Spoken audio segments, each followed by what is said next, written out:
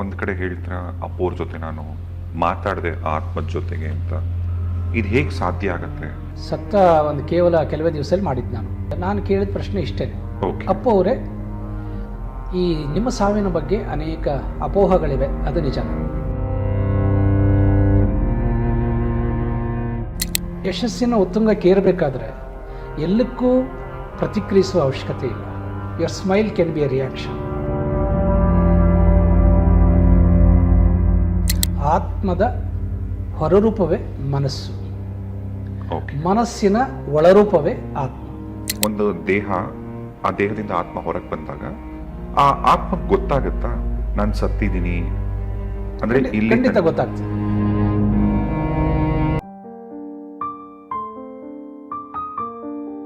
ಈಗ ನಿಮ್ಮ ಹತ್ರ ದೊಡ್ಡ ದೊಡ್ಡ ಸಿನಿಮಾ ಕಲಾವಿದರು, ರಾಜಕೀಯ ವ್ಯಕ್ತಿಗಳು, ಆಮೇಲೆ ಒಬ್ರು ಕಾಮನ್ ಮ್ಯಾನ್ ಇಂದ ಹಿಡಿದು ತುಂಬ ಜನ ಬರ್ತಾರೆ ನಿಮ್ಮನ್ನು ಭೇಟಿ ಮಾಡೋಕ್ಕೆ, ಕೆಲವೊಂದು ಡೌಟ್ಸ್ ಕೇಳೋಕ್ಕೆ ಅಥವಾ ಅವ್ರ ಸಮಸ್ಯೆಗಳು ಪರಿಹಾರ ಮಾಡ್ಕೊಳಕ್ಕೆ.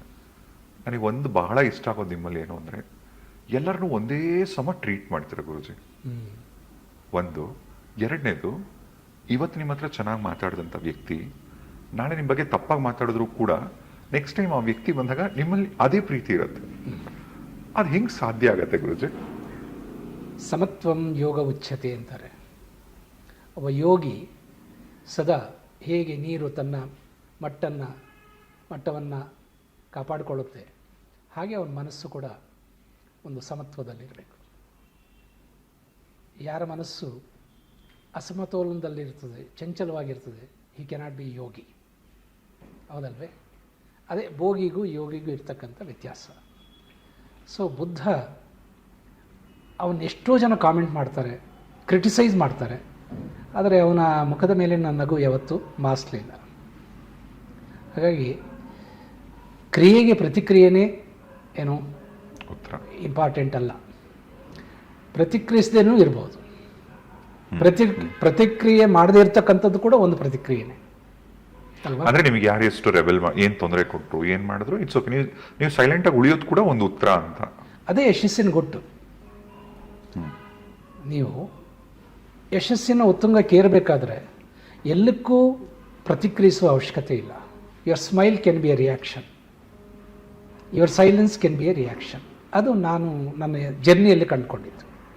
ಗುರುಜಿ, ಹಿಂದೆ ಎಲ್ಲ ಹಿಂದೆ ಅಂದ್ರೆ ಪ್ರಾಬ್ಲಿ ಒಂದು 20-30 ವರ್ಷದ ಹಿಂದೆ ತನಕ ಕೂಡ ಈಗ ಸ್ಪಿರಿಚುಯಾಲಿಟಿ, ದೇವಸ್ಥಾನಗಳು, ದೇವರು, ಈ ಥರದ ಸ್ಪಿರಿಚುವಲ್ ಜರ್ನಿ ಮಾಡ್ತಿದ್ದವ್ರೆ ಪ್ರಾಬ್ಲಿ ಒಂದು 60 ವರ್ಷ ದಾಟಿದ ಮೇಲೆ ರಾಮಕೃಷ್ಣ ಅನ್ಕೊಂಡು ಕಾಶಿಗೆ ಹೋಗ್ಬೇಕು ಅಥವಾ ಸ್ಪಿರಿಚುಯಾಲಿಟಿ ಕಡೆಗೆ ಹೋಗ್ಬೇಕು, ದೇವ್ರ ಭಜನೆ ಮಾಡಬೇಕು, ಈ ಥರದೆಲ್ಲ ಶುರು ಆಗಿತ್ತು. ಈಗ ಅವಾಗಲೆಲ್ಲ ಮೆಡಿಟೇಷನ್ ಅಂದ್ರೇನೆ ಯಾರೋ ಯೋಗಿಗಳು ಮಾಡ್ತಿದ್ದು, ಮನೇಲಿ ಯಾರೋ ಹಿರಿಯರು ಮಾಡ್ತಿದ್ದು ಹಂಗಿತ್ತು. ಈಗ ಒಂದು 10 ವರ್ಷದ ಮಗು ಕೂಡ ಮೆಡಿಟೇಷನ್ ಅಂದ್ರೆ ಇಷ್ಟ. ಇವಾಗಿನ ಯಂಗ್ಸ್ಟರ್ಸ್ ಗಮನಿಸಿದ್ರೆ ಸ್ಪಿರಿಚುಯಾಲಿಟಿ ಕಡೆಗೆ ಅಟ್ರಾಕ್ಟ್ ಆಗ್ತಿದ್ದಾರೆ. ಎಲ್ಲದಕ್ಕಿಂತ ಹೆಚ್ಚಾಗಿ ಎಲ್ಲರಿಗೂ ಮೆಡಿಟೇಷನ್ನ ಇಂಪಾರ್ಟೆನ್ಸ್ ಗೊತ್ತಾಗಿದೆ. ಧ್ಯಾನ ಅನ್ನೋದ್ರೆ ಸಿಂಪಲ್ ವರ್ಡ್ಸ್ ಅಲ್ಲಿ ಏನು ಗುರುಜಿ ಧ್ಯಾನ ಅಂದ್ರೆ? ಧ್ಯಾನಂ ಸರ್ವತ್ರ ಸಾಧನಂ. ಶರೀರಕ್ಕೆ ದಿನಕ್ಕೆ ಒಂದ್ಸರಿ ಸ್ನಾನ ಬೇಕು. ಹಾಗೆ ನಿತ್ಯ ಕರ್ಮ ಮಾಡ್ತಕ್ಕಂಥ ಮನಸ್ಸಿಗೆ ಮಾಡಿಸ್ತಕ್ಕಂಥ ಸ್ನಾನವೇ ಧ್ಯಾನ. ಧ್ಯಾನ ಮನಸ್ಸಿನ ಸ್ನಾನ. ಓಕೆ. ದೇಹಕ್ಕೆ ಸ್ನಾನ ಎಷ್ಟು ಅವಶ್ಯಕವೋ, ಮತ್ತು ಸ್ನಾನ ಮಾಡಿದಾಗ ಹಾಯ್ ಅನಿಸುವ ಒಂದು ಅನುಭವ ಆಗ್ತದೆ, ಫ್ರೆಶ್ನೆಸ್ ಬರ್ತದೆ. ಹಾಗೆ ಮನಸ್ಸನ್ನು ಫ್ರೆಶ್ನೆಸ್ ಮಾಡ್ತಕ್ಕಂಥ ಒಂದು ಪ್ರಕ್ರಿಯೆ ಧ್ಯಾನ.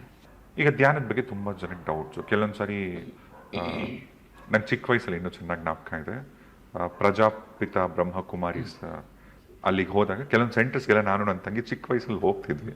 ಅಲ್ಲಿ ಒಂದು ರೆಡ್ ಕಲರ್ ಲೈಟ್ ಹಾಕ್ಬಿಡೋರು, ಆಮೇಲೆ ಒಂದು ಸೋಲ್ದೊಂದು ಚಿತ್ರ ಇಟ್ಬಿಡೋರು, ಸುಮ್ಮನೆ ಕಣ್ಣು ಮುಚ್ಕೊಬೇಕು ಇಲ್ಲ ಕಣ್ಣು ಬಿಡಬೇಕು, ಸಮಥಿಂಗ್ ಏನೋ ಅಂತಾರೆ. ನಮ್ಗೆ ಅರ್ಥನೂ ಆಗ್ತಿರ್ಲಿಲ್ಲ. ಹೋಗಿ ಸುಮ್ಮನೆ ನಾವು ಕೂತ್ಕೊಂಡು ಧ್ಯಾನ ಮಾಡ್ತಾ ಇದ್ವಿ. ಧ್ಯಾನ ಅಂದರೆ ನಮಗೆ ಗೊತ್ತಿಲ್ಲ, ಸೈಲೆಂಟಾಗಿ ಕೂತ್ಕೊಳ್ಳೋದು ಅಂತ ನಾವು ಅಂದ್ಕೊಂಡಿದ್ವಿ. ಈ ಧ್ಯಾನ ಮಾಡೋದು ಅಂದರೆ ಏನು ಗುರುಜಿ ಆ್ಯಕ್ಚುಲಿ? ಮನಸ್ಸನ್ನು ಸೈಲೆನ್ಸ್ ತೊಗೊಂಡೋಗ್ತಕ್ಕಂಥದ್ದು. ಅದು ಹೇಗೆ ಆ ಪ್ರಕ್ರಿಯೆ? ಆ ಚಟುವಟಿಕೆ ರಹಿತ ಸ್ಥಿತಿ ಅಥವಾ ಆಲೋಚನಾ ರಹಿತ ಸ್ಥಿತಿಗೆ ತಗೊಂಡೋಗ್ತಕ್ಕಂಥ ಪ್ರಕ್ರಿಯೆಯೇ ಧ್ಯಾನ. ಈ ಥರ ಮಾರ್ಗಗಳು 1008 ಇದೆ, 1-2 ಅಲ್ಲ. ನೀವು ಹೇಳಿದ್ರಿ ಪ್ರಜಾಪಿತ ಬ್ರಹ್ಮಕುಮಾರಿಯವರ ಮಾರ್ಗ 1, ಹಾಗೆ ಬುದ್ಧನ ಮಾರ್ಗ 1, ಆನಾಪಾನ ಸತಿ ಅಂತಕ್ಕಂಥ. ಹೀಗೆ ನೀನು ಯಾವ ಮಾರ್ಗದಲ್ಲಿ ಹೋದರೂ ಕೂಡ ಅಂತಿಮ ಧ್ಯೇಯ ಏನು? ಮನಸ್ಸನ್ನು ಪ್ರಶಾಂತ ಸ್ಥಿತಿಗೆ ತೊಗೊಂಡೋಗ್ತಕ್ಕಂಥದ್ದು, ಸ್ವಚ್ಛವಾಗಿ ಇಟ್ಕೊಳ್ಳೋದು. ಹಾಂ, ಹೇಗೆ ಒಂದು ಕೆಸರು ನೀರಿನ ತುಂಬಿರ್ತಕ್ಕಂಥ ಒಂದು ಗಾಜನ್ನು ಸುಮ್ಮನೆ ಒಂದು ಟೇಬಲ್ ಮೇಲೆ ಹಾಗೆ ಇಟ್ಬಿಟ್ರೆ ಒಂದು 20 ನಿಮಿಷ ಇಟ್ಟರೆ ಆ ತಿಳಿ ಎಲ್ಲ ಮೇಲೆ ಬರ್ತದೆ, ಕೆಸರೆಲ್ಲ ಕೆಳಗಡೆ ಹೋಗ್ತದೆ. ಮನಸ್ಸು ಹಾಗೇನೆ, ಅದನ್ನು ಕಲಕದೆ ಏನು ವಿಚಾರಗಳಿಗೆ ಒಳಪಡಿಸದೆ ಸೈಲೆನ್ಸಲ್ಲಿ ಇಟ್ಟರೆ, ಸೊ ತಿಳುವಳಿಕೆ ಅಂತ ಏನು ಹೇಳ್ತೀವಲ್ಲ, ತಿಳಿಯೆಲ್ಲ ಮೇಲೆ ಬರ್ತದೆ, ಕೆಸರೆಲ್ಲ ಕೆಳಗಡೆ ಹೋಗ್ತದೆ. ಈ ಮನಸ್ಸು ಬೇರೆ ಆತ್ಮ ಬೇರೆನಾ? ಆತ್ಮದ ಹೊರರೂಪವೇ ಮನಸ್ಸು, ಓಕೆ. ಮನಸ್ಸಿನ ಒಳರೂಪವೇ ಆತ್ಮ. ಅಂದರೆ ಪರಿಶುದ್ಧ ರೂಪವೇ ಆತ್ಮ ಮತ್ತು ಅಪರಿಶುದ್ಧ ರೂಪವೇ ಮನಸ್ಸು. ಓಕೆ. ಈಗ ಆತ್ಮ ಅಂದರೆ ಈಗ ನಾನು ತಿಳ್ಕೊಂಡಿರೋದು, ಉದಾಹರಣೆಗೆ ಒಂದು ಕಾರ್ ಒಳಗೆ ಒಬ್ಬ ಡ್ರೈವರ್ ಕೂತ್ಕೊಂಡು ಹೇಗೆ ಕಾರ್ ಓಡಿಸ್ಕೊಂಡು ಹೋಗ್ತಾನೆ ಊರೆಲ್ಲ, ಅದೇ ಥರ ಒಂದು ಶರೀರ, ಅದು ಒಂದು ಖಾಲಿ ಕಾರ್ ಥರ, ಅದರೊಳಗೆ ಒಂದು ಡ್ರೈವರು ಅಥವಾ ಡ್ರೈವಿಂಗ್ ಫೋರ್ಸ್ ಥರ ಸೋಲ್ ಅದು, ಸೊ ಅದು ಡ್ರೈವ್ ಮಾಡತ್ತೆ ಅಂತ. Soul cannot be a driver, mind is a driver. Okay. ಮನಃ ಏವಂ ಮನುಷ್ಯಾಣಂ ಕಾರಣಂ ಬಂಧ ಮೋಕ್ಷಿಯೋ. ಅದು ಮೋಕ್ಷಕ್ಕೂ ಮತ್ತು ಉನ್ನತಿಗೂ ಅವನತಿಗೂ ಮೂಲ ಮನಸ್ಸೇ. ಈಗ ನೀವು ಸೋಲ್ ಎಲ್ಲಿ ಫಿಟ್ ಆಗತ್ತೆ ಕಾರಲ್ಲಿ ಅಂದರೆ, it can be engine. Engine ಅದು ಆನ್ ಮಾಡಿದ್ರೆ ಅದು ಮುನ್ನುಗ್ಗುತ್ತೆ, ಬಟ್ ಡೈರೆಕ್ಷನ್ ನಿರ್ಧಾರ ಮಾಡತಕ್ಕಂಥದ್ದು ಡ್ರೈವರ್ ತಾನೆ, ಯಾವ ಡೈರೆಕ್ಷನ್ಗೆ ಹೋಗಬೇಕು ಅಂತ. ಡ್ರೈವರ್ ಅನ್ನೋದು ಮೈಂಡ್ ಅಷ್ಟೇ. ಸೊ ಮೈಂಡೇ ಡ್ರೈವರ್. ಓಕೆ. ಈ ಆತ್ಮ ಅಂದರೆ ಏನು? ಆತ್ಮ ಅಂದರೆ ಚೈತನ್ಯ, ಶಕ್ತಿ. ಅದು ಎಲೆಕ್ಟ್ರಿಸಿಟಿ ಇದ್ದಾಗೆ. ಅದು ಎಷ್ಟು ಬೆಳಕು ಕೊಡಬೇಕು ಅಂತ ನಿರ್ಧಾರ ಮಾಡೋದು ಫಿಲಮೆಂಟ್ ಅಲ್ವಾ, ಕರೆಂಟ್ ಅಲ್ವಲ್ಲ. ಅದು ಯಾವುದರ ಮೂಲಕ ನಾವು ಕನೆಕ್ಟ್ ಮಾಡ್ತೀವೋ ಆ ಕಡೆ ಪ್ರವಹಿಸ್ತದೆ. ಬಟ್ ಅದರ ಕೈಲಿ ಹೇಗೆ ಕೆಲಸ ಮಾಡಿಸ್ಕೊಳ್ಬೇಕು ಅಂತಕ್ಕಂಥದ್ದು ನಿರ್ಧಾರ ಮಾಡೋದು ನಮ್ಮ ಇಂಟೆಲೆಕ್ಟ್. ಕರೆಂಟನ್ನು ಶಾಕ್ ಹೊಡಿಸ್ಬೋದು ಮನುಷ್ಯನಿಗೆ, ಅದರಿಂದ ಬೆಳಕು ಪಡಿಬೋದು, ಶಾಖ ಪಡಿಬೋದು, ತಂಪು ಪಡಿಬೋದು.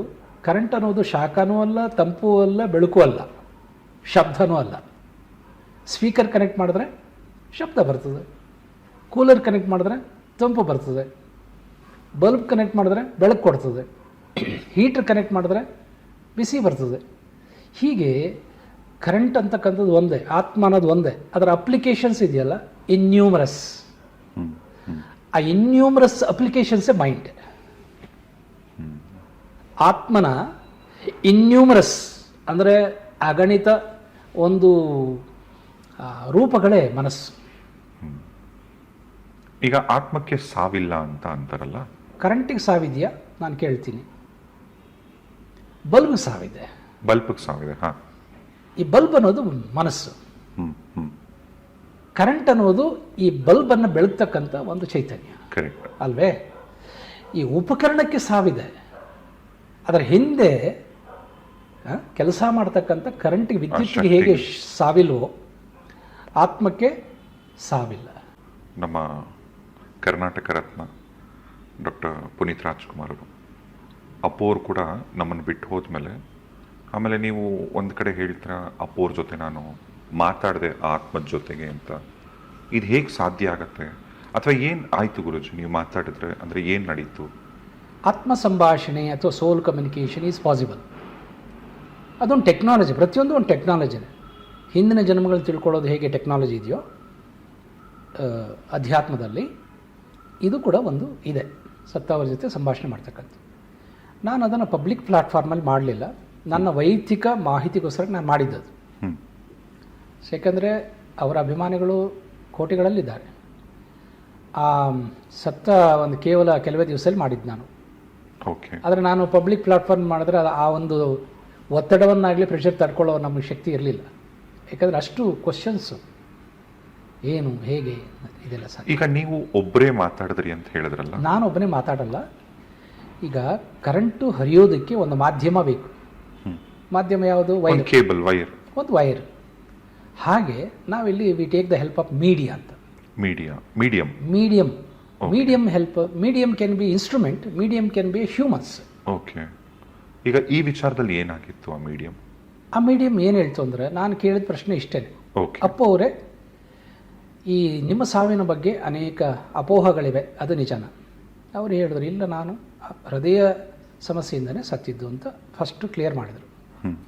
ಎರಡನೇದು ಕೇಳಿದ್ದು, ಈಗ ಎಲ್ಲಿದ್ದೀರಿ? ಈಗ ದೇಹ ಬಿಟ್ಟು ಹೋದ್ರಲ್ಲ, ಎಲ್ಲಿದ್ದೀರಿ? ಅದಕ್ಕೆ ಅಲ್ಲಿಂದ ಬಂದಂಥ ಉತ್ತರ, ನಾನು ಅಪ್ಪ ಅಮ್ಮನ ಹುಡುಕಾಟದಲ್ಲಿದ್ದೇನೆ. ಮೂರನೇ ಪ್ರಶ್ನೆ ಕೇಳಿದ್ದು, ಮತ್ತೆ ಹುಟ್ಟಿ ಬರ್ತೀರಾ? ಅದರ ಬಗ್ಗೆ ಇನ್ನೂ ಆಲೋಚನೆ ಮಾಡಿಲ್ಲ. ಒಂದೊಮ್ಮೆ ನಾನು ಹುಟ್ಟಿ ಬರುವುದಾದರೆ ನನ್ನ ಮಗಳ ಹೊಟ್ಟೆಯಲ್ಲಿ ಹುಟ್ಟಿ ಬರ್ತೇನೆ. ಇದಿಷ್ಟು ನಾವು ಸಂಭಾಷಣೆ ಮಾಡಿ ತಿಳ್ಕೊಂಡಿದ್ದು. ಮಾಡಿದ್ದು ಉದ್ದೇಶ ಇಷ್ಟೇ. ಭಾಳಷ್ಟು ಜನ ಸಾವಿನ ಬಗ್ಗೆ ಭಾಳಷ್ಟು ಸಂಶಯ ವ್ಯಕ್ತಪಡಿಸಿದ್ದರಿಂದ ನಾವು ನಮ್ಮ ಕುತೂಹಲಕ್ಕಾಗಿ, ನಮ್ಮ ರಿಸರ್ಚ್ಗಾಗಿ, ನಮ್ಮ ಖಾಸಗಿ ಒಂದು ಭಂಡಾರಕ್ಕಾಗಿ ಅದನ್ನು ಮಾಡಿದ್ದು. ಅದರಲ್ಲಿ ನಾವು ಪ್ರಕಟಣೆ ಮಾಡಲಿಲ್ಲ. ಆದರೆ ಮಾಡಿಬಿಟ್ಟಿದ್ದಾರೆ ಅಂತ ತುಂಬ ಜನ ಯೂಟ್ಯೂಬರ್ಸ್ ಅದನ್ನೆಲ್ಲ ಎನ್ಕ್ಯಾಶ್ ಮಾಡಿಕೊಂಡ್ರು. ಈಗ ಪುನೀತ್ ರಾಜ್ಕುಮಾರ್ ಅವ್ರನ್ನೇ ನಾನೊಂದು ಮೀಡಿಯಾಗೆ ಬಂದಮೇಲೆ ಅವ್ರನ್ನ ಹಲವಾರು ಸಾರಿ ಮೀಟ್ ಮಾಡಿದ್ದೀನಿ, ಮಾತಾಡಿದ್ದೀನಿ. ಒಳ್ಳೊಳ್ಳೆ ಮೆಮೊರೀಸ್ ಇದೆ ಅವ್ರ ಜೊತೆ, ಅವ್ರನ್ನ ಮೀಟ್ ಮಾಡಿದ್ದಾಗಲಿ, ಕೆಲವೊಂದು ಕಲ್ತಿದ್ದವರಿಂದ. ಆದರೆ ಅಪ್ಪು ಸರಿ ಯಾವಾಗ ಇಲ್ಲ ಅಂತ ಗೊತ್ತಾದ್ಮೇಲೆ, ಅಫ್ಕೋರ್ಸ್ ನಂತರ ಎಷ್ಟೋ ಜನ ಅವರ ಅಭಿಮಾನಿಗಳಿಗೆ, ತುಂಬ ಜನರಿಗೆ ಅವರು ಮಾಡಿದಂಥ ಒಳ್ಳೆ ಕಾರ್ಯಗಳು, ದೊಡ್ಡ ಮಟ್ಟದಲ್ಲಿ ಎಷ್ಟು ಜನಕ್ಕೆ ಹೆಲ್ಪ್ ಮಾಡಿದಂಥ ಒಂದು ದಿವ್ಯ ಆತ್ಮ ಅದು. ಅಷ್ಟು ಒಳ್ಳೆ ಕೆಲಸ ಮಾಡ್ತಿದ್ದಂಥ ವ್ಯಕ್ತಿನ ಯಾಕೆ ಇದು ಸಡನ್ನಾಗಿ, ಅಂದರೆ ಅವರಮ್ಮನ್ನು ಬಿಟ್ಟು ಹೋಗಿದ್ದಾಗಲಿ, ಅಥವಾ ಯಾಕೆ ಒಳ್ಳೆಯವ್ರಿಗೆ ಯಾಕೆ ಹಂಗಾಯಿತು ಅಂತ? ಕೆಲವರು ಬದುಕಿದ್ದಾಗ ಸತ್ತಿದ್ದಂಗೆ ಇರ್ತಾರೆ. ಇನ್ನು ಕೆಲವರು ಸತ್ತ ಮೇಲೆ ಅಜರಾಮರರಾಗ್ತಾರೆ. ಅಂತಹ ಅಪರೂಪದ ವ್ಯಕ್ತಿಗಳಲ್ಲಿ ಅಪ್ಪು ಅವರೊಬ್ಬರು. ಅವ್ರ ತಂದೆಯವರಿಗಿಂತ ಅಪ್ಪು ಅಭಿಮಾನಿಗಳೇ ಜಾಸ್ತಿ ಇದ್ದಾರೆ ಇವತ್ತು. ಕರೆಕ್ಟ್ ಅಲ್ವಾ? ಕಾರಣ ಇಷ್ಟೇ, ಮನುಷ್ಯ ದೇಹ ಬಿಡುವ ಮುಂಚೆ ಅವನು ಏನು ಕೆಲಸಗಳು ಮಾಡಿದ್ದ, ಸಮಾಜಮುಖಿ ಕೆಲಸಗಳು, ಅದು ಚಿರಸ್ಥಾಯಿ ಆಗ್ತವೆ. ಅವನೆಷ್ಟು ಬಂಗ್ಲೆ ಕಟ್ಟಿದ್ದ, ಎಷ್ಟು ಕಾರು ತೊಗೊಂಡಿದ್ದ, ಎಷ್ಟು ಸಿನಿಮಾ, ಇದೇನೂ ಕೌಂಟ್ ಆಗಿದೆ. ಇನ್ಫ್ಯಾಕ್ಟು ಕೋಟ್ಯಾಂತರ ಅಭಿಮಾನಿಗಳು ಯಾಕಿದ್ದಾರೆ ಅಂತಂದರೆ ಅವ್ರ ಸಿನಿಮಾಗಳಿಂದ ಅಲ್ಲ, ಅವರೇನು ಒಂದು ಸೇವಾ ಕಾರ್ಯಗಳಲ್ಲಿ ತಮ್ಮನ್ನು ತೊಡಸ್ಕೊಂಡಿದ್ರಲ್ಲ, ಅದು ಈ ಸ್ಟ್ರೈಕ್ಡ್ ಅಂತ every one, it touched everybody's heart ಅಂತ ನಾನಾದರೂ ಭಾವಿಸ್ತೇನೆ. ಸೊ ಇವರಿಗೆ ಇದೆಲ್ಲ ಪುಣ್ಯವಾಗಿ ಮುಂದೆ ಒಂದು ಸದ್ಗತಿ ಪ್ರಾಪ್ತಿಯಾಗ್ಬೋದು, ಅಥವಾ ಒಳ್ಳೆಯ ಜನ್ಮಗಳು ಪ್ರಾಪ್ತಿಯಾಗ್ತದೆ. ಈಗ ಬಾಲಿವುಡ್ ಆ್ಯಕ್ಟರ್ ಒಬ್ಬರು ಸುಶಾಂತ್ ಸಿಂಗ್ ರಜಪೂತ್ ಅಂತ, ಅವರು ಆತ್ಮಹತ್ಯೆ ಮಾಡ್ಕೋತಾರೆ ಅಂತ ಎಲ್ಲ ಕಡೆ ನ್ಯೂಸ್ ಆಗುತ್ತೆ. ಕೆಲವೊಂದು ಕಡೆ ಅದು ಸಂಶಯ, ಅಂದರೆ ಅಲ್ಲಿ ಬೇರೆ ಏನೋ ನಡೆದಿದೆ ಅಂತ ಒಂದು ಕಡೆ ಕಥೆ ಆಗುತ್ತೆ. ಇದೇ ಥರ ಒಬ್ಬರು US ಅಲ್ಲಿರ್ತಕ್ಕಂಥ ವ್ಯಕ್ತಿ ಆತ್ಮದ ಜೊತೆ ಮಾತಾಡಿದೆ, ಸುಶಾಂತ್ ಸಿಂಗ್ ಆತ್ಮದ ಜೊತೆ ಮಾತಾಡಿದೆ ಅಂತ ಕೆಲವೊಂದು ವಿಚಾರಗಳನ್ನ ಬಹಿರಂಗಪಡಿಸ್ತಾರೆ. ಅದು ಕೆಲವರು ನಿಜವಾಗ್ಲೂ ಶಾಕ್ ಆಗತ್ತೆ. ಇನ್ನು ಕೆಲವರು ಇಲ್ಲ, ಇವರು ಸುಳ್ಳು ಹೇಳ್ತಿದ್ದಾರೆ ಅಂತ ಕೂಡ ಅನ್ಕೋತಾರೆ. ಈಗ ಆ ಆತ್ಮದ ಜೊತೆ ಮಾತಾಡಿದಂಥ ಸಂಭಾಷಣೆಗಳಾಗಲಿ, ಆ ಆತ್ಮ ಎಷ್ಟು ದಿನ ಇರುತ್ತೆ ಇನ್ನೊಂದು ದೇಹನ ಸೇರೋಕ್ಕಿಂತ ಮುಂಚೆ? ಅಂದರೆ ಫಾರ್ ಎಕ್ಸಾಂಪಲ್, ದೇಹದಿಂದ ಹೊರಗೆ ಹೋದ್ಮೇಲೆ ಬರೀ 1 ತಿಂಗಳು ಮಾತ್ರ ಇನ್ನೊಂದು ದೇಹ ಸಿಗೋ ತನಕನ, ಅಥವಾ ಒಂದು 6 ತಿಂಗಳ, ವರ್ಷನ, ಅಥವಾ ಎಷ್ಟು ದಿನ ಅದು ಆತ್ಮ ಹಂಗೆ ಅಲಿತಾ ಇರುತ್ತೆ? ಜನರಲ್ಲಿ ಈ ಥರದ್ದು ಕನ್ಫ್ಯೂಷನ್ಸ್ ಇದೆ. ನಾನು ಹೇಳಿದೆ, ಅವನು ಕಂಪ್ಲೀಟ್ ಆತ್ಮಜ್ಞಾನ ಇದ್ದರೆ ವಿದಿನ್ ನೋ ಸೆಕೆಂಡ್ ಅದು ಮರ್ಜ್ ಆಗುತ್ತೆ, ಒಂದು ಬ್ರಹ್ಮಾಂಡದಲ್ಲಿ ಮರ್ಜ್ ಆಗುತ್ತೆ, ಲೀನವಾಗುತ್ತೆ, ಅದರ ಅಸ್ತಿತ್ವ ಇಲ್ಲದಾಗತ್ತೆ. ಅದೇ ಅವನಿನ್ನ ಕರ್ಮ ಕಳೆದಿಲ್ಲ, ಅವನಿಗಿನ್ನೂ ಜನ್ಮಗಳ ಪ್ರಾಪ್ತಿ ಇದೆ ಅಂತಾದರೆ, ಇದು ಕೆಲವು ಗಂಟೆಗಳಿಂದ, ಕೆಲವು ದಿನಗಳಿಂದ ಇಟ್ಕೊಂಡು ಕೆಲವು ಯುಗಗಳವರೆಗೂ ಇರ್ತಕ್ಕಂಥ ಆತ್ಮಗಳು ಇದ್ದಾವೆ.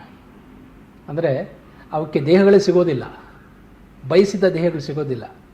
ಆ ಸಂದರ್ಭದಲ್ಲಿ ಅವು LBL ಸ್ಟೇಟ್ ಅಂತ ನಮ್ಮ ಭಾಷೆಯಲ್ಲಿ ಹೇಳ್ತೇವೆ, ಲೈಫ್ ಬಿಟ್ವೀನ್ ಲೈಫ್ ಅಂತ. ಆ ಸ್ತರಗಳಲ್ಲಿ, ತಂಗುದಾಣಗಳಲ್ಲಿ ಟ್ರಾನ್ಸಿಟ್ ವರ್ಲ್ಡ್ಸ್ ಅಂತ ಹೇಳ್ತೀವಿ ನಾವು.